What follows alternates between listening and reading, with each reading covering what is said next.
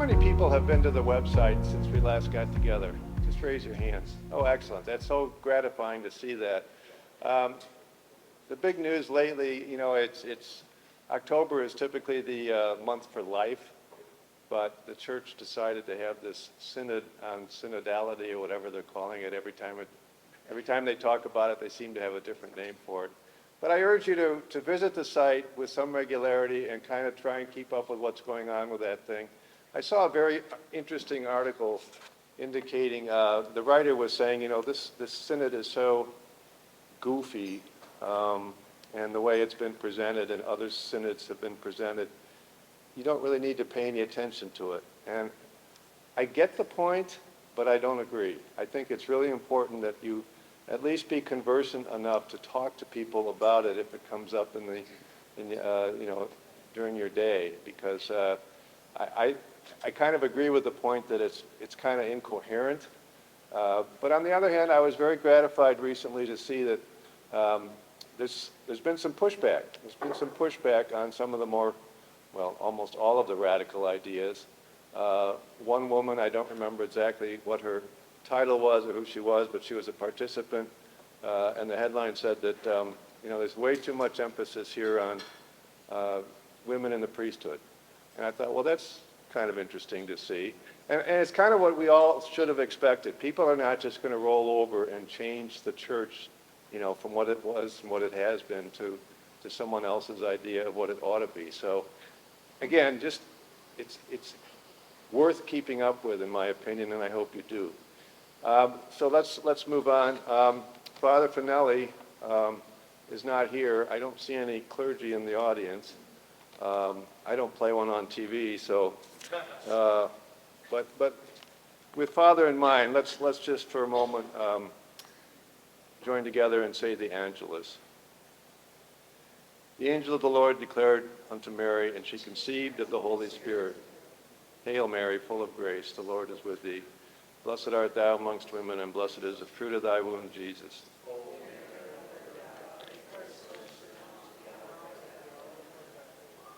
Behold the handmaid of the Lord, be it done unto me according to thy word. Hail Mary, full of grace, the Lord is with thee. Blessed art thou amongst women, and blessed is the fruit of thy womb, Jesus.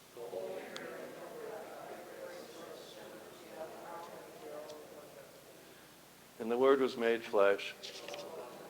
Hail Mary, full of grace, the Lord is with thee. Blessed art thou amongst women, and blessed is the fruit of thy womb, Jesus.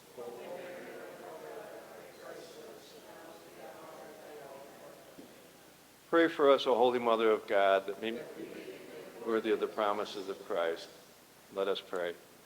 Pour forth, we beseech thee, O Lord, thy grace into our hearts, that we, to whom the incarnation of Christ, thy Son, was made known by the message of an angel, may by his passion and cross be brought to the glory of his resurrection. Through the same Christ our Lord. Amen. And I would ask you to keep Father Finelli in your prayers. I think he's still recovering. I just understand that he needs our prayers. We also have a board member and the spouse of a board member who are going through some pretty serious medical issues right now.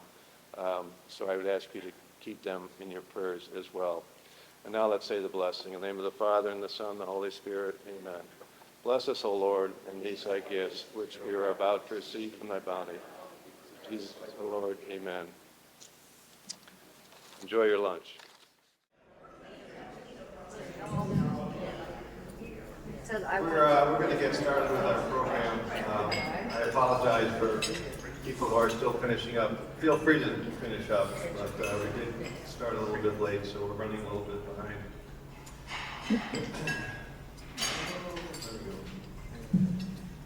Mary Hallan Fiorito is the Cardinal Francis George Fellow at the Ethics and Public Policy Center in Washington, D.C., although she's here. She's an attorney, a public speaker, and a radio show and podcast host. Her areas of expertise include human life issues, primarily abortion law and policy, post-abortion aftermath, and the consistent ethics of life. She was selected by the late Joseph Cardinal Bernadine to serve as director of pro-life activities for the Archdiocese of Chicago, where she served for 7 years. Subsequently, she, during the tenure of Frances Cardinal George. She became the first female vice chancellor of the Archdiocese in 2000, and that year was honored by Newsweek magazine, if you can imagine, as one of their women of the new century. In 2003, Cardinal George promoted her to the position of executive assistant, a role she held until the time of the Cardinal's death in 2015. Ms. Fiorito regularly lectures and participates in a variety of academic and professional conferences. She's made television and radio appearances on all the major Chicago news outlets. She's a regular contributor to Relevant Radio's Morning Air program and host of a weekly Chicago area radio show. She serves on the board of directors of and is a consultant to numerous archdiocesan and pro-life and charitable organizations, including Aid for Women and Lighthouse, a maternity home and women's shelter serving the Black community on Chicago's South Side. Please give a warm Catholic citizens welcome to Mary Fiorito.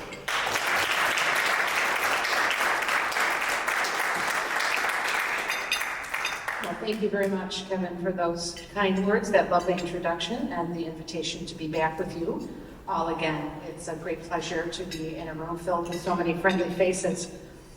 So it's been a year and a half now since the Dobbs decision was handed down by the Supreme Court, and I'm sure everybody in this room knows exactly where you were when you heard that the draft opinion had been leaked, and also when you heard that Friday morning, that Roe versus Wade was gone. And I remember sitting, I was just refreshing SCOTUS blog, which is updated every minute when the Supreme Court's handing down decisions, and I was sitting there just pressing the refresh button over and over again, and I kind of felt like I did when the Cubs were in the World Series. Remember that ninth inning? And I kept going, no, I can't look, they're gonna screw it up. Something is gonna happen at the last minute. And so I couldn't, when it became a reality, it also made me think of the Cubs, because I don't know if you all remember this, but during those last couple of games in particular, when it looked like they were going to actually do it, they were going to pull it out. Do you remember, people started going down to Wrigley Field and writing the names of, I'll try to say this without crying, like their grandfather on the wall, or their grandma, or a brother or sister, or somebody who wasn't alive to see them win. Do you remember that? And there was that beautiful story in the Chicago Tribune. It was the day that they won, with a man sitting at Queen of Heaven Cemetery with a radio next to him in a folding chair, because he wanted to watch the game with his dad.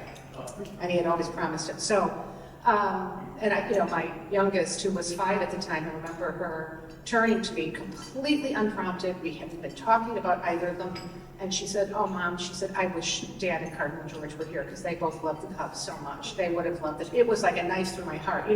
With all the joy, there was all the sadness. So, similarly, I was thinking that morning that Roe was overturned, while it was such a great and beautiful celebration for all of us, I too started to remember people like Joe Scheidler, and like Henry Hyde, and like Cardinal George, all proud sons of the state of Illinois, and Vicki Thorne, who had founded Project Rachel all those years ago, and who had just died just a couple months earlier, and Gail Quinn, who had led the Bishops' Conference pro-life office for decades, quietly and behind the scenes, making abortion a priority there, at great personal cost to her many times, and so many others. I could go on and on with the names. You all know them, I all know them. Those were, so I was thinking of all of them and the important role that they all played collectively in order to bring us to the day that we saw that day in June. So we were prepared for a backlash,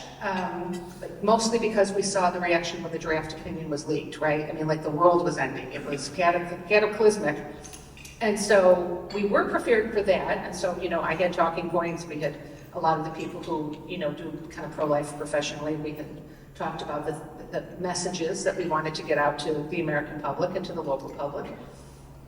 But I think where we got a little bit flat-footed, if I'm being honest with all of you, is that the lies that the other side told from the moment the decision came out were so outrageous, even we were surprised. And we're not surprised by much from them, right? But it was so outlandish, some of the claims that they made. For example, I remember at the time, after the draft opinion was leaked, J.B. Pritzker had a big press conference and, a whole bunch of abortion advocacy groups were with him.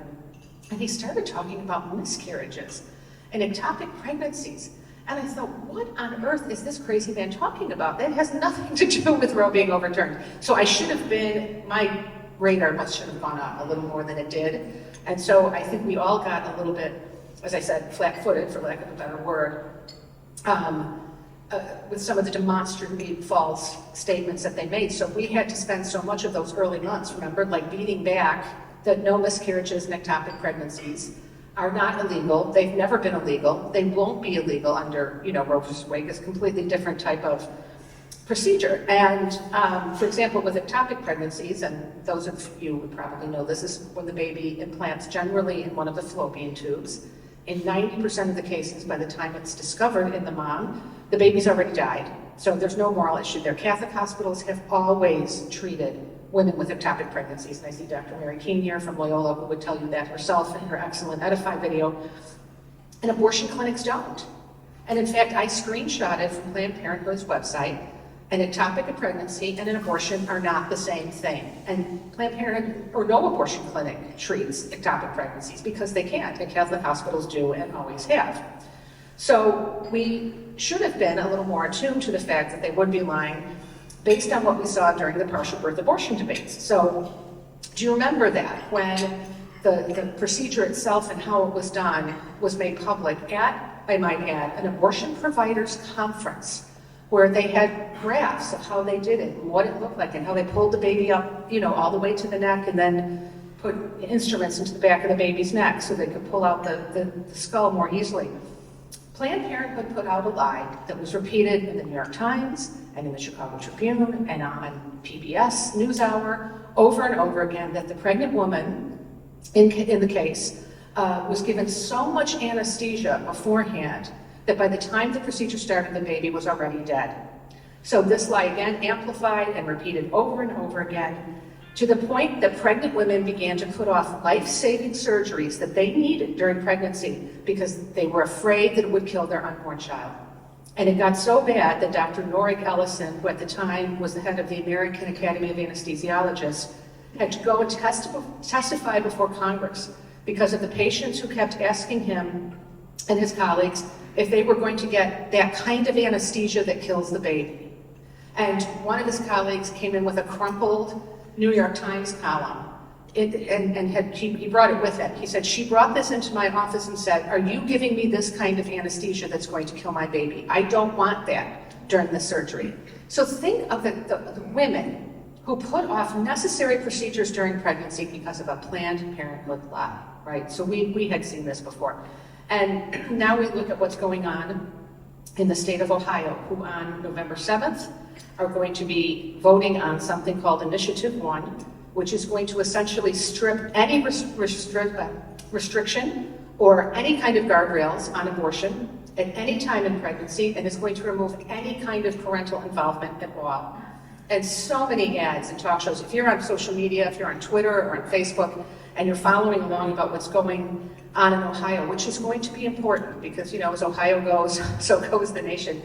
And hundreds of thousands of dollars. I just was in the paper this week that J.B. Pritzker has a new initiative that contributed $250,000 to getting information out. But a lot of it is the same lie that we saw after Roe, miscarriages and ectopic pregnancies, that they're not going to be doing abortions in the third trimester, even though we know there's clinics here in Illinois that are doing them up to 28 or 29 weeks. One of the ads that they featured that was a huge time buy on the television market was an ad featuring a couple, and the details of their circumstances are very sad. I mean, they had a long struggle with infertility. They spent thousands of dollars in IVF, and they were finally expecting their first child. It was a little girl that they nicknamed Star because her first ultrasound image, she looked like a little twinkling star on the screen. So that was the little nickname for her until they came up with the name. But her pregnancy, the woman's name is Beth Wong, and her husband Kyle, proceeded normally, but at 18 weeks, little Star was diagnosed with a very rare condition, a fetal malformation called limb-body wall complex, which is sometimes referred to as body stalk anomaly. So in this disability, the abdomen wall doesn't develop. And so the unborn child's internal organs, they attach to the placenta and to the outside wall of the abdominal cavity. So it's a very severe condition. The baby almost dies always in utero, but babies who do live through the perinatal period usually pass away within a few weeks, although there are a few documented cases of long-term survival. So it's again, as medicine continues to progress, these kinds of life-limiting conditions that children have are not always going to be fatal in the future. I mean, right now we know Children's Clinic of Cleveland is doing surgery on unborn children as early as 16 weeks to correct congenital deformities. But anyway, so in this ad, again, huge ad buy it. You couldn't turn on a TV station without saying it. The Longs are featured, and Beth Long says to the camera, "An abortion was our only option." And then her husband says, "But the government here in Ohio took that decision away from us." And so when you're reading this or watching this, you're thinking, oh, that must be this heartbeat law, right? They don't specify what law took this choice away from them. But thankfully, an extensive CNN report, but you had to read about 3/4 of the way into this very lengthy article before you came across a sentence that explicitly acknowledges Beth Long's doctor explained to her it was legal for her to have the abortion that she wanted in Ohio. Because the Ohio law, the heartbeat law, does have an exception not for fetal disability, but for a significant threat to the health of the mother. And because of the way the placenta attaches with the baby's organs, occasionally with this kind of disability, you need to do a hysterectomy when the baby is delivered. And so it qualified under that. So the heartbeat law in Ohio did not prohibit them from having an abortion. And in fact, their own doctor made arrangements for them to have the abortion in Ohio, and they signed the paperwork because Ohio has a 24-hour waiting period. But the reason they didn't have that abortion in Ohio was because their health insurance provider refused to pay for it. Because she's a state employee, and so they only would pay for the abortion in case of rape, incest, or a threat to the life of the mother. So Ohio has kind of what would, I guess, be like a state Hyde amendment that functions the same way. So that prohibits public grants, public money, for paying for elective procedures. And her insurance company said, no, this would be an elective procedure. And so that's why they couldn't have the abortion in Ohio, or why they didn't, rather, they could have. They just didn't want to pay for it. So they went next door to Pennsylvania and found a cheaper abortion provider who did the procedure for it. So rather than waiting for their daughter to pass away naturally in utero or shortly after birth in the perinatal period, both circumstances under which their insurance would have fully covered all of their medical costs, they opted instead to travel to nearby Pennsylvania for the abortion procedure. And again, in the CNN article, and you've got to read way down it to get this, they admit it's because they wanted to start IVF quickly again and didn't want to wait for the baby to come to close to term before delivering the child. So they wanted to get started right away with IVF, and they didn't want to wait the time, but it would have been about 10, 12 weeks till their daughter could have been delivered. So back to some of the lies. The lies being told about the abortion pill, I think, are going to be very critical, even for those of us in Illinois, because this is really now the new frontier. More than 50% of all abortions we know are being done by medication, abortion pills. So it's really important to know what some of the dangers are and what are some of the lies being told, so that you have a good working knowledge of that, and when you're encountering your friends and your family, you're able to give them some information.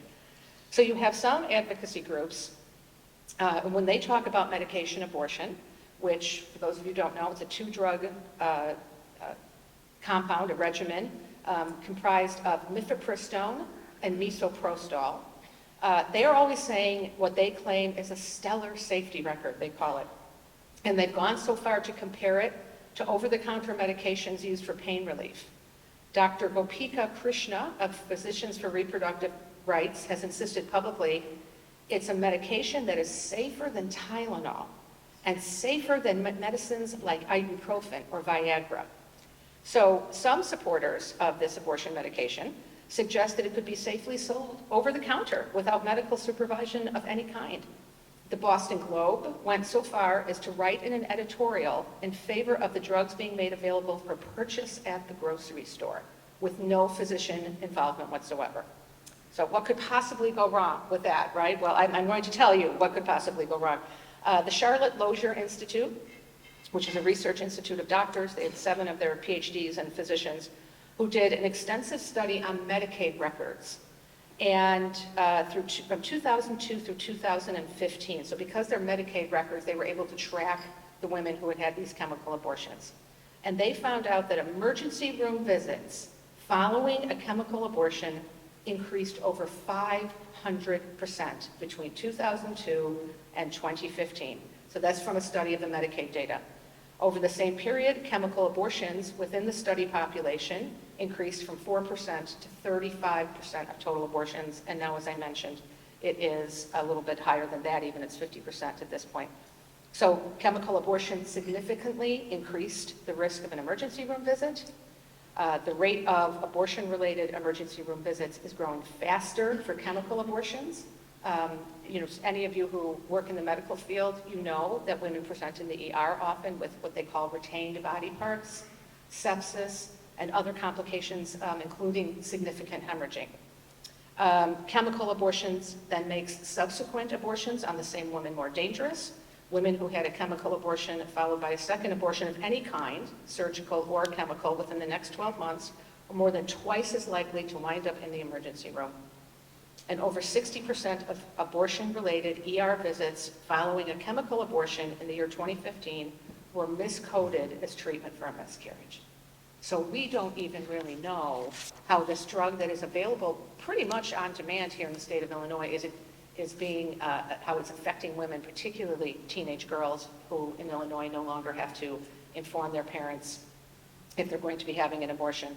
However, the rule that requires parents to sign off on, my youngest got her ears pierced recently, and I had to go to that awful Claire's boutique in the Oak Brook Mall over there, and I actually had to be present and sign something at the same time.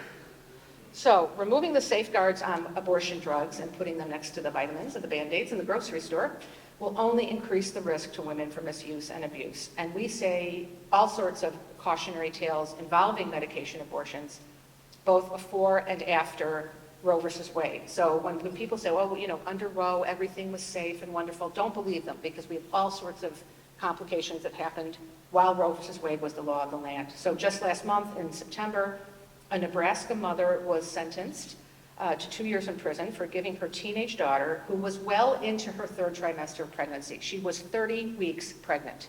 She got abortion pills through the mail. Nebraska had a 20-week ban at the time. This was during Roe, but Nebraska had an enforceable 20-week ban. And got them for her daughter, the pills for her daughter through the mail. And she gave birth to a stillborn baby in the shower. And then the two of them put the baby's body in a garbage bag and took the baby's body out to a field somewhere and then tried to bury the remains, but then got nervous. They brought it back. They apparently put it in a Weber grill and tried to burn it. I'm sorry, this is so gruesome, using apple briquettes to mask the smell. And then when that didn't work, they couldn't burn the body properly. They put it back in a bag a 3rd time and took it out with the help of a friend and buried it in some cornfield in Nebraska. So the desecration of human remains is a law in every single state in the country, right? So you can't just take a human body and put it in your backyard. You can't do that, right? There's all sorts of health implications and public policy implications for doing that. So states have very strict laws regarding the disposal of human remains. And if any of you have ever been with a deceased family member, you know the police have to come first if they die at home, and then the the body can't be released to the coroner until the police sign off on it. So there's good public policy reasons for that, right? But the coverage of this story, again, amplifies, like the partial birth abortion thing all over again. Headline after headline reading that the young woman in Nebraska had gone to prison for having an abortion, which was not true. She wasn't even charged with having an abortion, much less prosecuted for it. So she got 6 months for improper disposal of human remains. That's all. And the judge could have sentenced her much more. He gave her really the minimum. He was very, very easy on her. She was 17 years old, a mother who actively was involved in aborting her own grandchild. But that mother endangered her daughter's life, because to take abortion pills at 13 weeks in pregnancy, do you know how, I had a baby at 32 weeks. who came home from the hospital with me. I mean, they are 5 or 6 pounds at that point.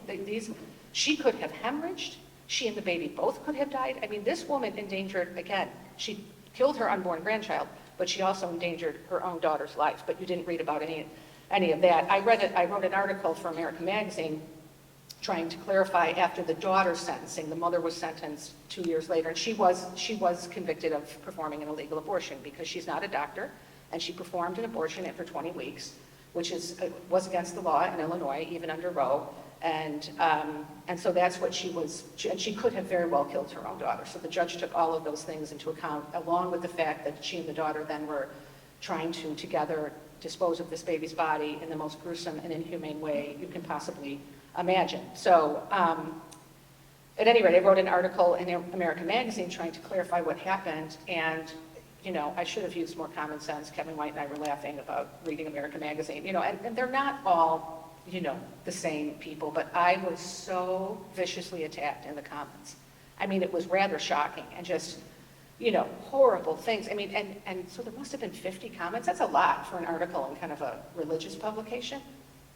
And not one person, not one, said one thing about that baby, about the dignity of that child who was put in a hefty bag like a pile of garbage and then put in a Weber grill to burn him or her. I mean, that should shock the conscience, right? But that's how far these lies that they tell. We all think, oh no, no one will ever think miscarriages are illegal, right? No one would be that stupid. Well, yeah, people are very gullible, and right now, after Roe, anytime there's a seismic event, right, like Brown versus Board of Education, or like this is a kind of case that comes along once in a century in American jurisprudence. So you're going to see, like you did unrest in the South after schools were segregated, right? So you're going to see the ship listing a little bit, and I think that's what we're seeing now. We're seeing a little bit of the listing to the left. It'll eventually, right itself and come center.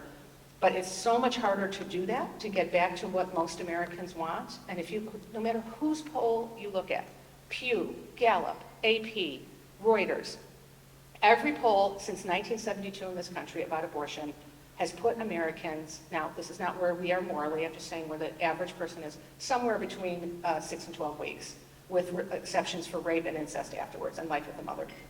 Now, again, not where we are morally, that's where most of Europe was. Until the day Dobbs was handed down, the United States was one of only 7 countries in the world that permitted elective abortion up until birth. And that was actually raised during the oral arguments of the Dobbs decision.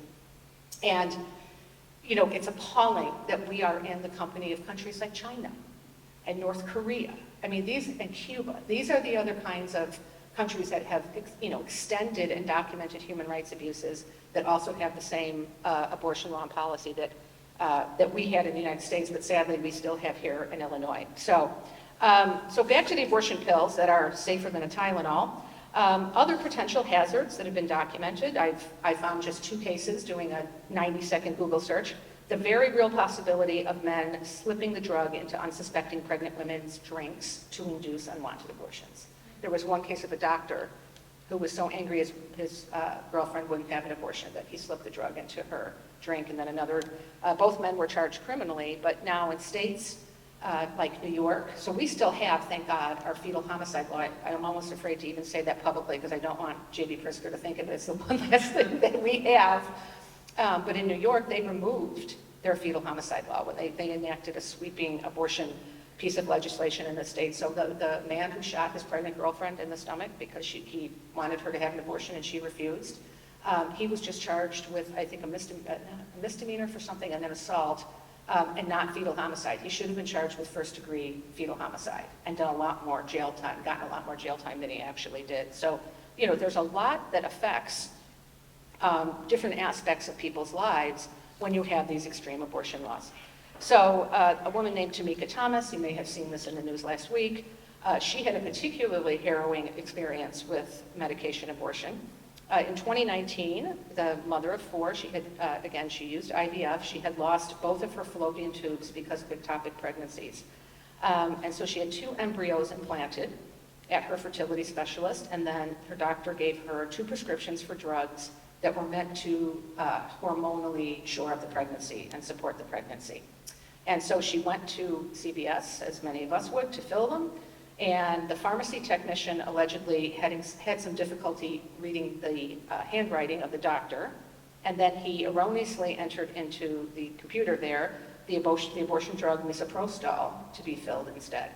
So that's the second of the two drugs. That's the one that induces super intense cramping to expel the baby from the uterus. The supervising pharmacist didn't catch the error, and then when she came to pick up her medications, the dispensing pharmacist didn't offer her the required counseling and didn't inquire if she had any questions about the drug she was picking up. So after taking it, she miscarried both of those babies within hours. She brought a complaint to the Nevada Board of Pharmacy, and she was offered an apology, and CVS was fined $10,000. The two pharmacists involved in the medication mix-up were sanctioned, and they were fined, and they only lost their licenses temporarily. Now again, I watched some of the board hearing before the Nevada Board of Pharmacy, and one of the doctors, or pharmacists rather, was sobbing, saying this was human error. We were overwhelmed that day.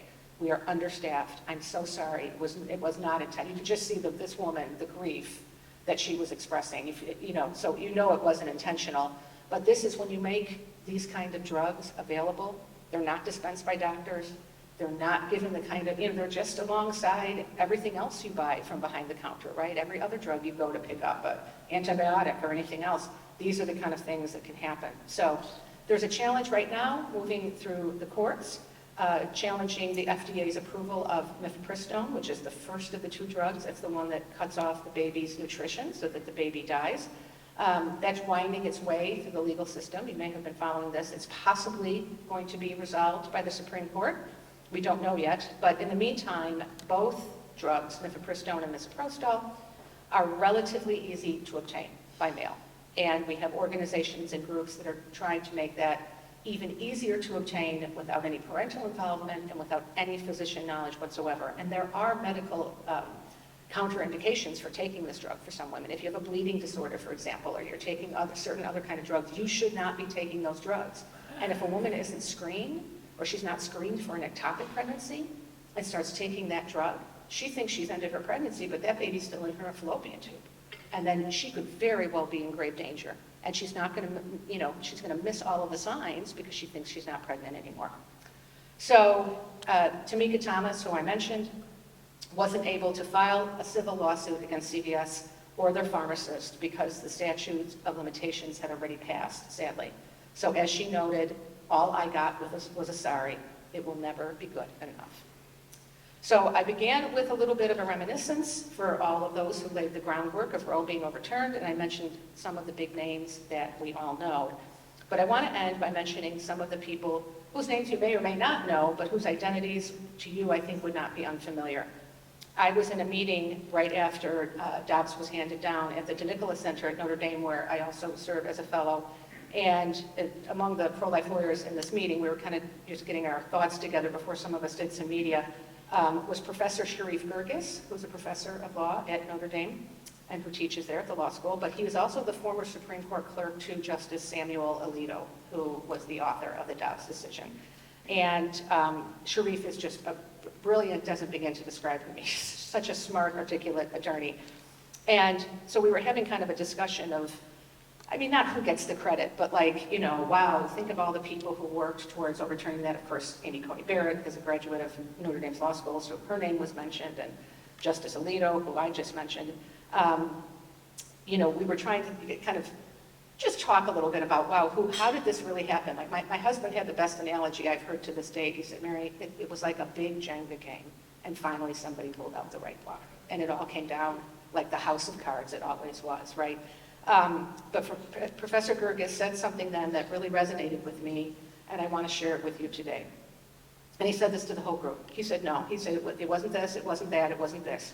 He said, the people who brought down Roe versus Wade, I'm going to say this, were the groups of men and women, the retired folks and the young moms with their babies in tow, the college students or the seminarians who stayed after the 7 a.m. Mass and the 8 a.m. Mass on weekdays in their parishes day after day, month after month, year after year, and prayed the rosary to end abortion.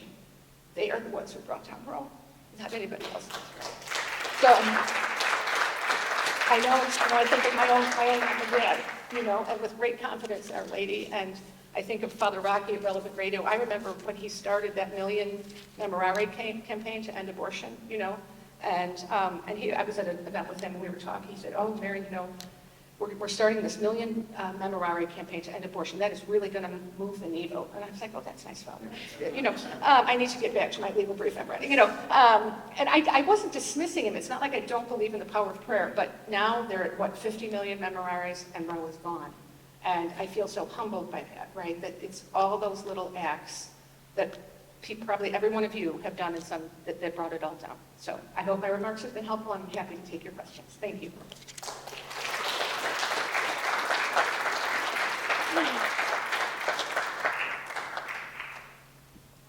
Sorry for crying. Any questions?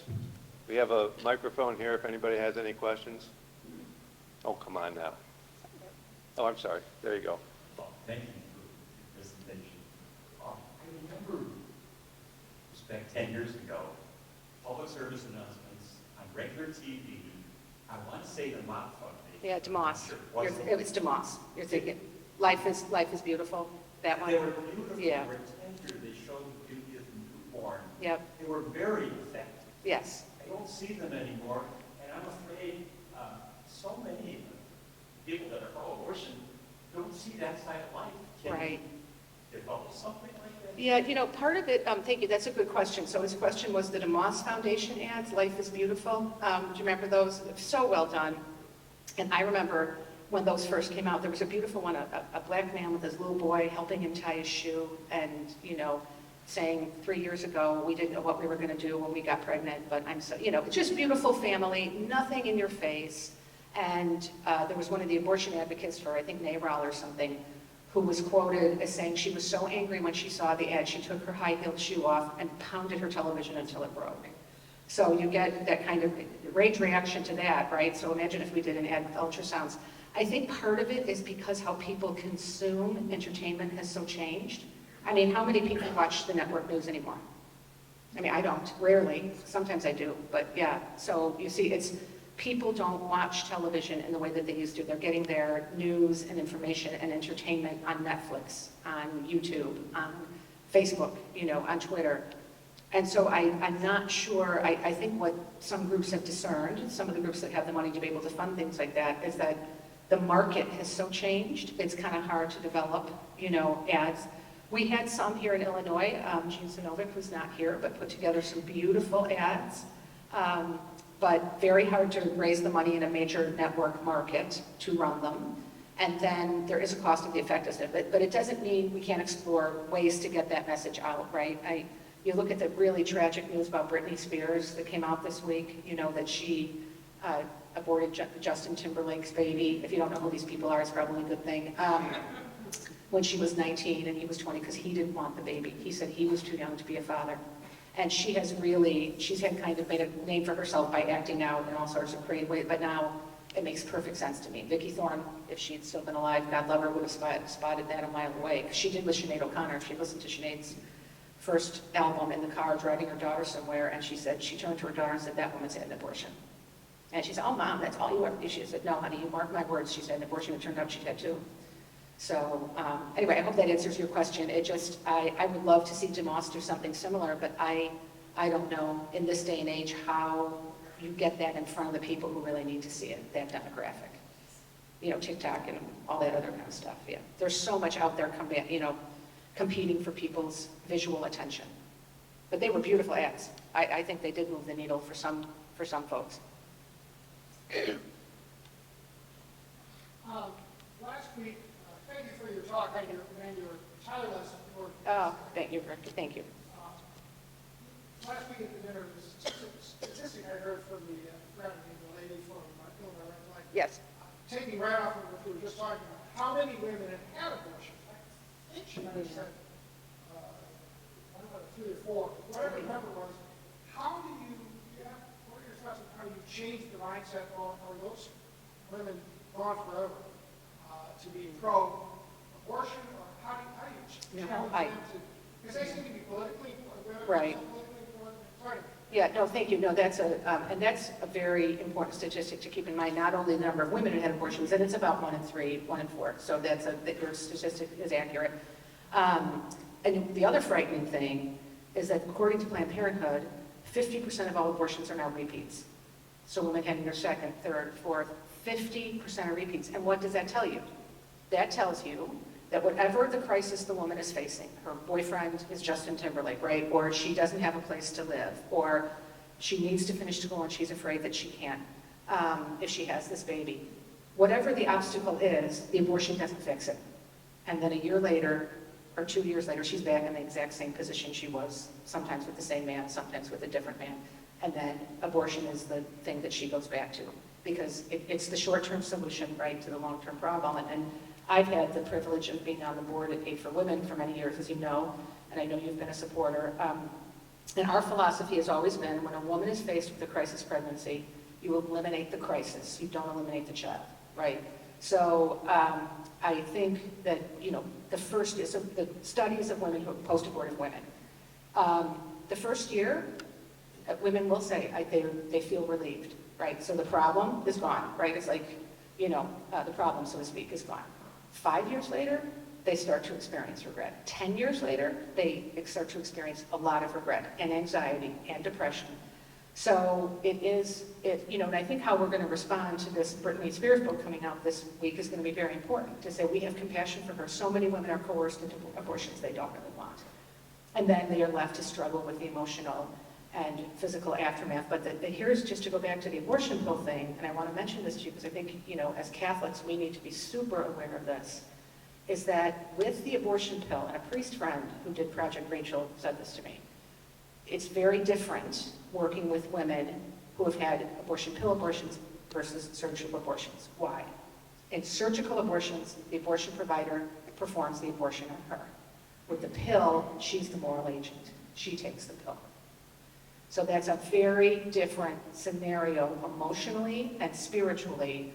And then if you pass those babies' remains at home, in the toilet, I'm sorry to be graphic, but that's what happens, and then you come face to face. We have a woman who's a volunteer at Aid for Women who had a medication abortion and talks about how I will have to live for the rest of my life because with the fact that I flushed my own child down the toilet.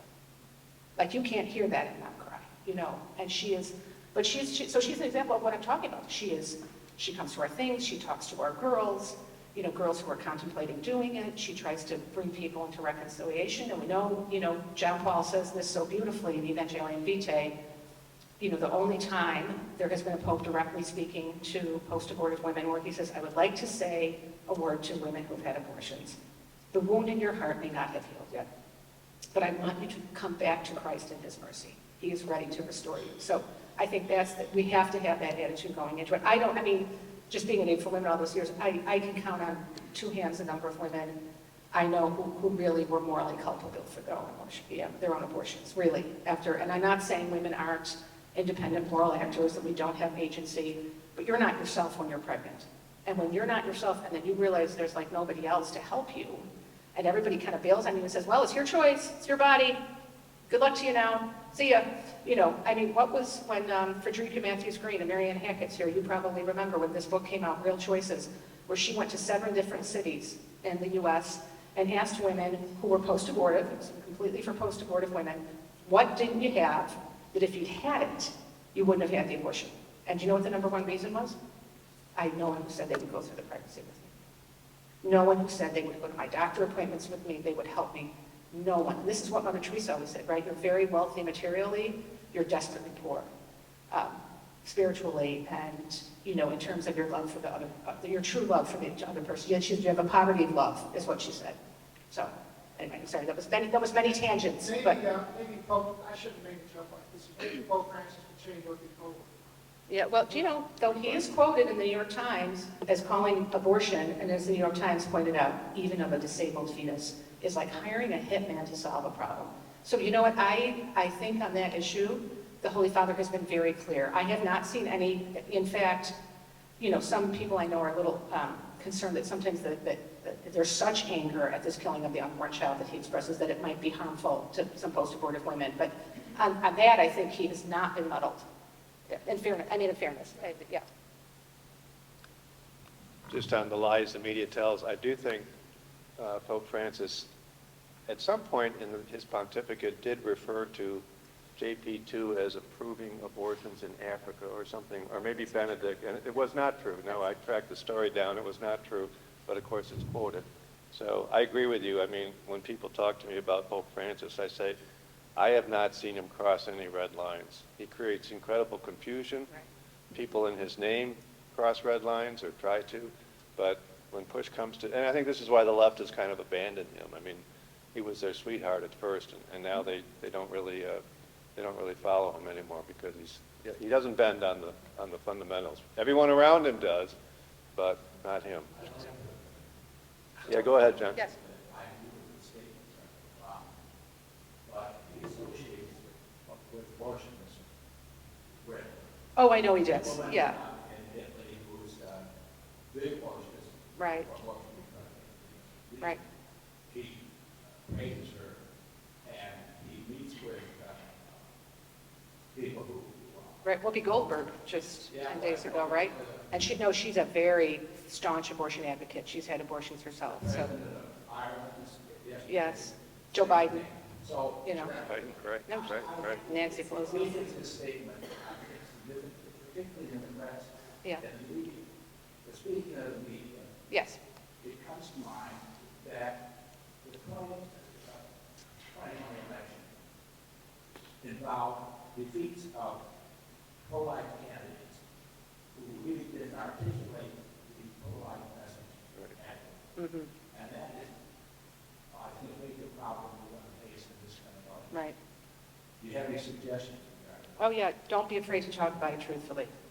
Don't be afraid. I mean, here in Illinois, again, I have clinic website screenshots where they are doing elective procedures up to like 28 and 29 weeks. People reject that universally. And when you vote for Roe versus Wade, when you support Roe versus Wade, Dr. Hackett, that's what you're supporting, as you well know. So I think you can't be afraid to talk about the issue, talk about alternatives for women, talk about social safety net issues that are important, right? Making women, empowering them to choose life, rather than forcing them into this corner where they choose death, right? And so and not every candidate can be, as articulate as Jeannie Ives was several years ago on this issue. Not everybody can be that well formed, I guess, but everybody could use the basic talking points. And even if it means, right, it's not perfect, it's not what we teach morally, right, but we can get a 6-week ban every place. That is not a bad thing, right? I mean, we have to, and John Paul also talked about this in Evangelium Vitae. You got it, if it means a bill for all 9 months for any reason, or 6 weeks, go for the 6 weeks. It is not immoral to do a compromise bill if that's the best thing that you can get, right? But always working towards a complete abolition, which of course is what we want. Does that help? Yeah, thank you. I mean, I don't know, Jeannie might have better ideas in terms of I am not in the political realm very much, so I am frustrated. I tried, there was a particular candidate for governor, who will go unnamed, that I was asked to come and help prep for his debate on the abortion question. And his consultant wouldn't let me get 2 words in edgewise. Wouldn't let me talk. And I'm thinking, why did you bring me here? This was you took away half of my day. I was really angry because I thought, why did you bring me here only to tell me that this candidate isn't going to talk about what this person referred to as women's issues? And I said, we're not talking about it. Illinois took away the right of a parent to know if their minor daughter was having an abortion. That is a winning issue. It polled at 72 to 75% of people in favor of it, and we lost.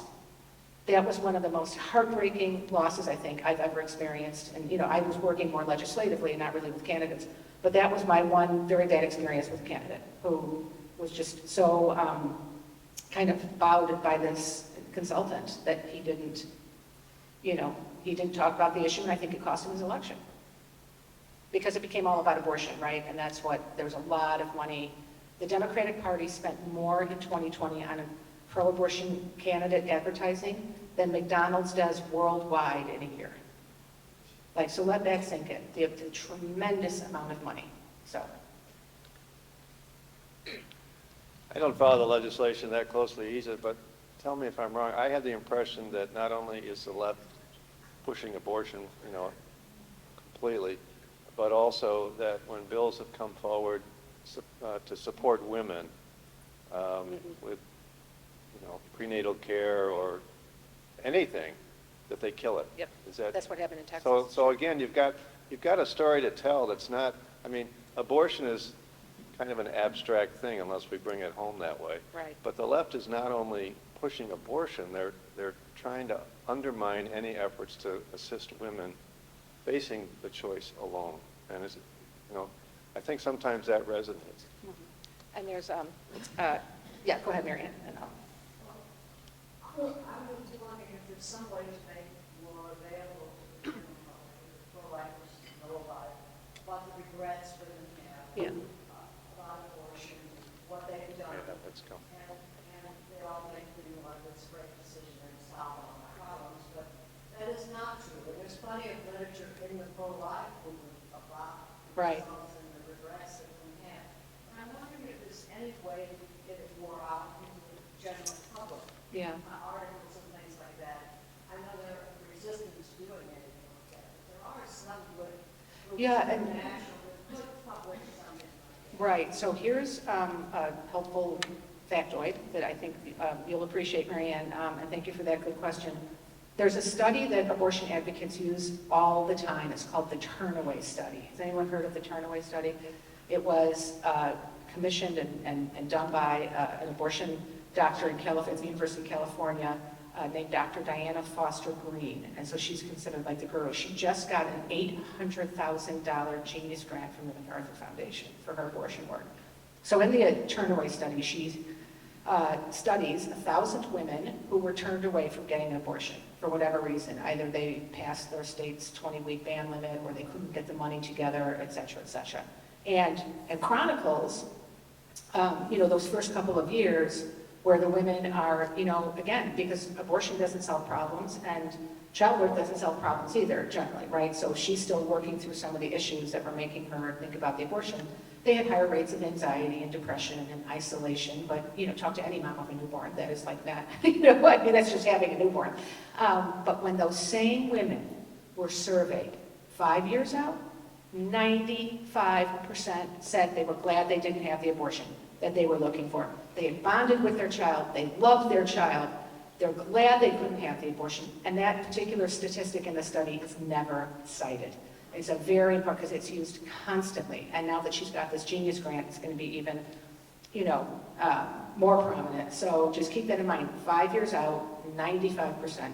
And a really good resource, if you're on social media, you can follow them there, but it's a group called Secular Pro-Life. They are probably one of the most well-written, articulate websites, and they're all like atheists or agnostics. I know it's very weird, but none of them are religious.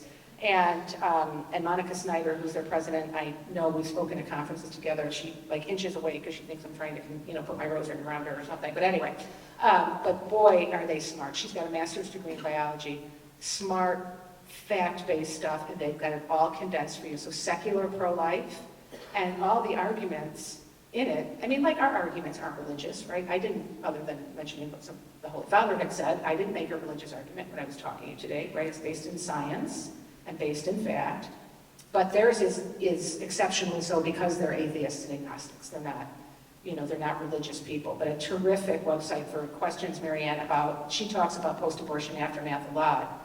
Just as an atheist, I still feel bad and I still have nightmares, and et cetera, et cetera. Let's do one more, and then we'll call it a wrap. Mary, thank you so much for your talk. Yeah. Okay, Mary, thank you so much. You're welcome. For your talk. You always educate me. You always remind me. I just wanted to mention to everybody that there is a way to reverse the abortion. Thank you. It's really, it's readily available online. There are physicians and nurse practitioners who will walk a woman through the process. And they have a very high success rate. It's like 75%. Yeah.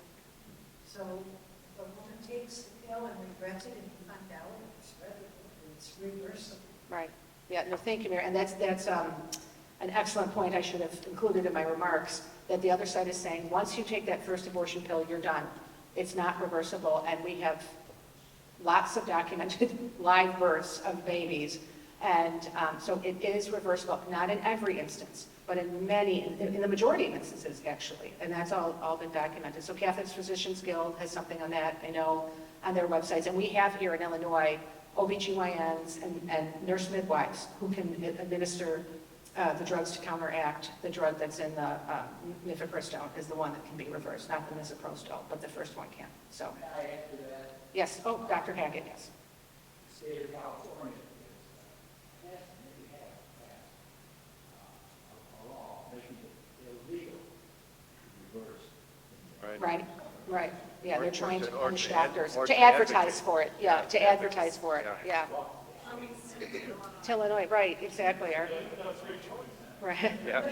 Yeah, and so, yeah, choice for thee, but not for me, right? So, well, thank you, all of you, for your good questions and your kind attention.